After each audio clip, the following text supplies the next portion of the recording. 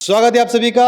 आज हम बात करें अपने इंजीनियर से कि इन्होंने क्विक बिल्डिंग एस्टिमेशन सीखा है पूरी ऑटोमेशन के साथ। इन्होंने उस एस्टिमेशन से मटेरियल क्वांटिटी टेक ऑफ सीखा है और साथ ही साथ इन्होंने per day profit and loss का कैलकुलेशन सीखा है। तो इस तीनों दिन की क्लास का एक समराइज क्वेश्चन आंसर हम कर रहे हैं। देखते हैं किसको क्या आता है।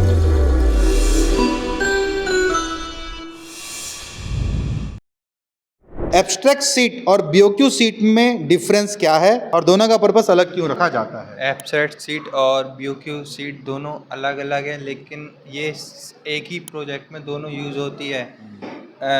सिविल वर्क में एब्स्ट्रैक्ट सीट में केवल अपन को चीज़ों का एक डेटा दिया जाता है कि सिविल वर्क कितने परसेंट है, इतना इसकी कॉस्ट है, और इलेक्ट्रिकल वर्क ये है, जिससे क्लाइंट को अपन बता सके पूरी डिटेल। और बीओक्यू में पूरी जो काम अपन को करना है, जैसे अर्थ वर्क, तो अर्थ वर्क कितना करना, कितनी क्वांटिटी है उसकी, कितने डीप में जाना है और कितना एक्स्ट्रा लेके चलना है, ये पूरी डिटेल दी जाती है बीओक्यू में।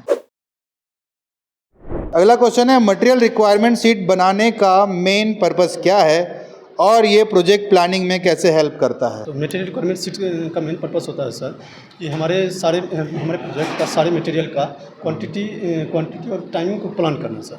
और इसके हेल्प से सर हम अपने प्रोजेक्ट का सर प्रोक्योरमेंट और इसका सर एस्टिमेशन और ये स्टॉकिंग का भी हम कंट्रोल में रख सकते हैं। और इसके हेल्प से मटेरियल की अवेलेबिलिटी के अकॉर्डिंग जो हम वर्क प्लानिंग कर सकते हैं। और ओवरऑल सर देखा जाए तो ये हमारे प्रोजेक्ट का सर कॉस्ट, टाइमिंग और रिसोर्स को जो कंट्रोल में रखता है।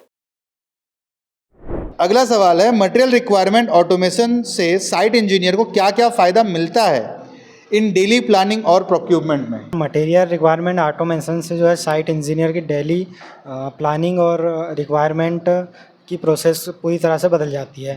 पहला तो ऑटोमेशन से हमें ये पता चल जाता है कि कौन सा मटेरियल कब और कितने क्वांटिटी में हमें लगने वाला है। दूसरा, इससे हमें ये फ़ायदा होता है कि जो मटेरियल हमको पहले से ही पता चल जाता है तो उसको हम प्रोक्योरमेंट टीम को बता सकते हैं, जिससे कि हमें जो है स्टैकिंग की प्रॉब्लम ना हो।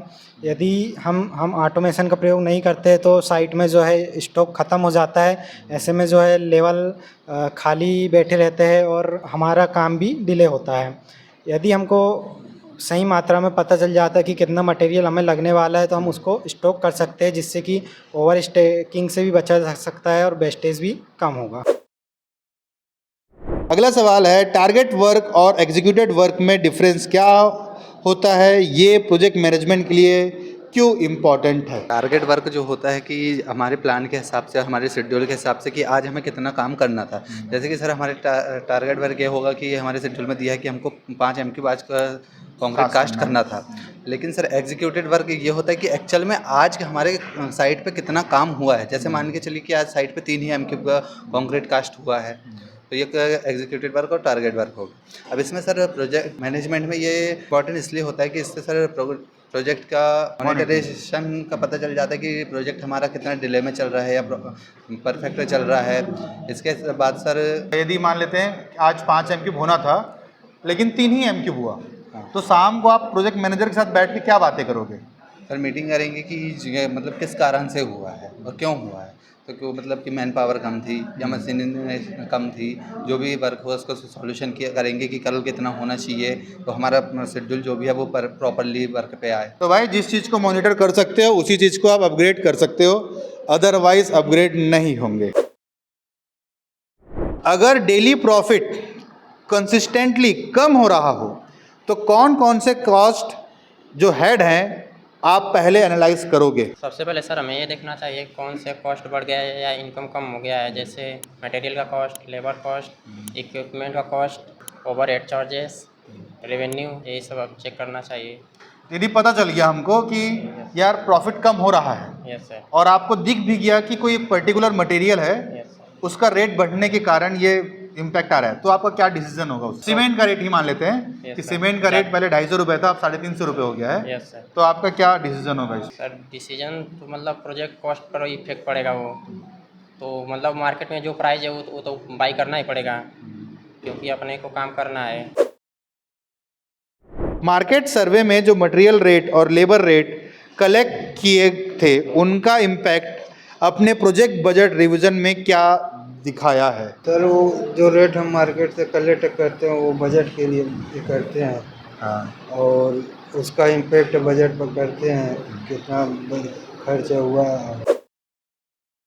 अगर कोई वर्क आइटम एक्सपेक्टेड से 20% ज़्यादा मटेरियल कंज्यूम कर रहा है, सीमेंट है कि सीमेंट ज़्यादा कंज्यूम नहीं होना चाहिए था लेकिन 20% ज़्यादा कंज्यूम हो रहा है, तो कौन कौन से करेक्टिव एक्शन सजेस्ट करोगे? Technical plus managerial. टेक्निकल में तो सबसे पहले हमें देखना पड़ेगा उसमें कि जैसे मटेरियल सीमेंट है, अगर कहाँ ज़्यादा लग रहा है, रेशियो ज़्यादा तो नहीं हो गया है, फिर उसके बाद वेस्टेज तो नहीं हो रहा है, वेस्टेज चेक करेंगे। उसके बाद जो जैसे कॉन्ट्रैक्टर है उससे बातचीत करेंगे कि हमारा मटेरियल क्यों ज़्यादा लगता है, और लास्ट में जो कास्ट है अगर उसको चेक करना हो तो एक्सेल पे हम चेक कर सकते हैं उसको।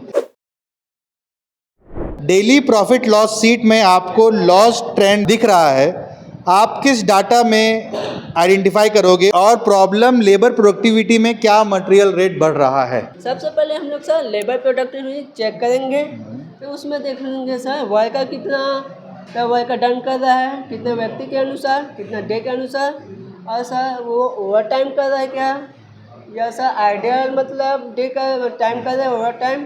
और उसमें सर सेकंड करेंगे मटेरियल चेक है, प्रोडक्टिविटी करेंगे, तो सर मटेरियल रेट के बजट देखेंगे, उसका सप्लायर देखेंगे सर, और सप्लायर के कोटेशन हिस्ट्री भी देखेंगे सर, और उसके मतलब रिपोर्ट बिल है वो भी चेक करेंगे।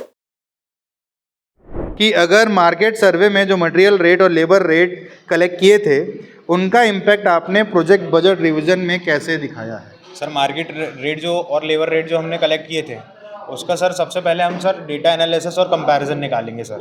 तो मतलब कि जो पहले का बजट का जो डेटा था या जो रेट था उसका हम कंपैरिजन करेंगे आज के रेट पे और कल के रेट पे, जो मतलब कि जो बजट के अकॉर्डिंग जो रेट था उसके बाद फिर हमने सर उसका वेरिएशन फैक्टर देखा सर कि कितना वेरिएशन आया, मतलब कि नया रेट में और पुराने रेट में कितना वेरिएशन आया। उसके बाद सर हम जस्टिफिकेशन करेंगे कि कितना उसमें इम्पैक्ट पड़ा हमारे बजट। कि यदि आप इंजीनियर हैं तो आपको ये आना ही चाहिए, जो सवाल पूछे उसके आंसर आप ढूंढो, नीचे कमेंट में लिखो।